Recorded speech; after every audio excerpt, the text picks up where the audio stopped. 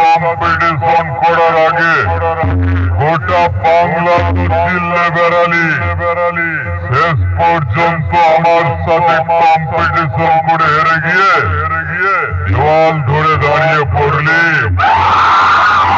যা বাড়ি বাড়ি গিয়ে তোর মাইকের ছবিটা তুলে বাথরুমে গিয়ে